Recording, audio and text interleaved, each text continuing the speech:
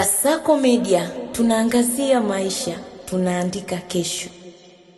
Rais Yoweri Museveni mwenye umri wa miaka 81 amekuwa kiongozi pekee ambaye zaidi ya robo tatu ya Waganda walio chini ya miaka 40 wamewahi kumfahamu tangu aingie madarakani mwaka 1986, wakati uongozi wake ukisifiwa kwa kuleta amani na maendeleo baada ya miaka ya ukatili chini ya Idi Amin. Milton Obote, wakosoaji wake walalamikia hatua ya kuondoa ukomo wa umri na mihula, wakimtuhumu kudhibiti taasisi huru ili kusalia madarakani.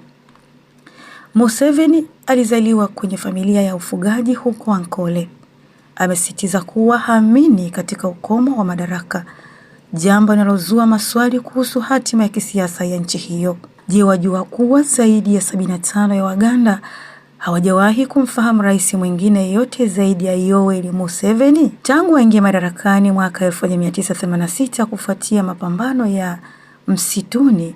Museveni amekuwa mhimili wa siasa za Uganda wakati takribani miongo minne sasa. Akiwa na umri wa miaka 81, mzee wa kazi haonyeshi dalili za kuachia ngazi, huku sheria za ukomo wa umri na mihula zikiwa zimeshafutwa. Wafuasi wake wa kisheria amani na utulivu uliodumu kwa miaka mingi. Wakosoaji wahoji, je, huu ni uongozi wa kidemokrasia au rais wa maisha? Kutoka kijana mchungaji huko Ankole hadi kuwa mmoja wa viongozi waliokaa madarakani kwa muhula mrefu zaidi barani Afrika, safari ya Museveni ni historia tosha ya Uganda. Nini maoni yako kuhusu viongozi kukaa madarakani kwa muda mrefu? Ni siri ya maendeleo au ni kikwazo kwa demokrasia? Kutoka Kasako Media, Adela Thomas.